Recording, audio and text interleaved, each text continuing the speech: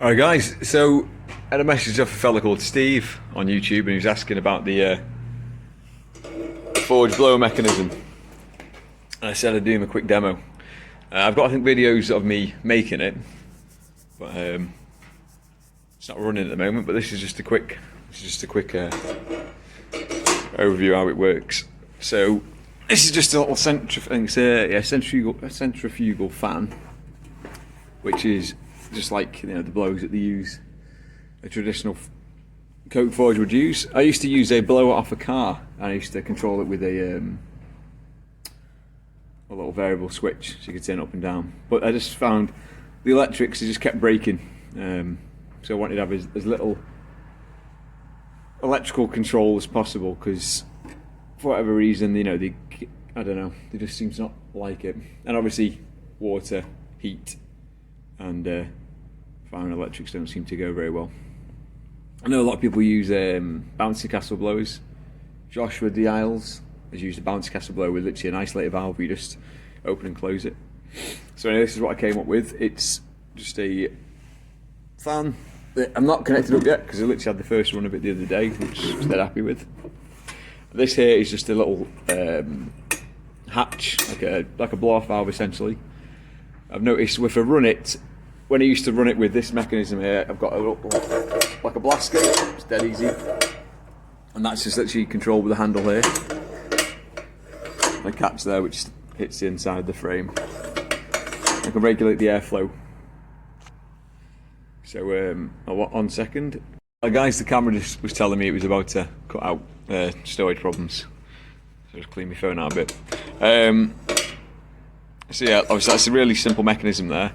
I was talking to a friend because originally I just had this came down to like a funnel into a tube which was this diameter, which is about 40 mil or so. My friend said it'd be worth having some sort of an expansion chamber, so as the air's going in, it's not being instantly restricted. So it's got somewhere to go, so obviously it comes into here. If you obviously close this, the excess air just blows off and lifts off here, blows away. If you open it up, this doesn't need to lift, therefore you get the full air pressure, which travels into this pipe here, comes up, and then into the back of the Tuer, the Bosch, which obviously then comes out here. So super simple. And all it is just the fan, and you plug it in, and you're way to go. You can just regulate the area. I'll probably adjust it over time, and then obviously the flue. So yeah, I hope that helps, Steve, and you know, you can do something with that. And everyone else, cheers for the interest. Right, I'll see you in the next video, guys. I'll just quickly show you these while I'm here. These are some chisels, hot punches and a flat chisel that I made from an old, it was a Land Rover Defender rear shock spring.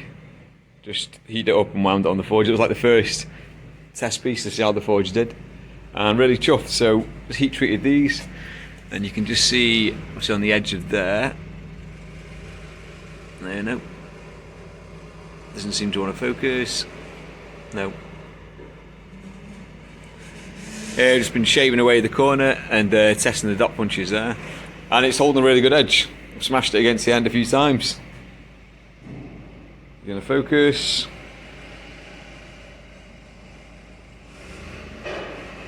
It's really nice and simple. Yeah. So that's pretty much it. Right, cheers.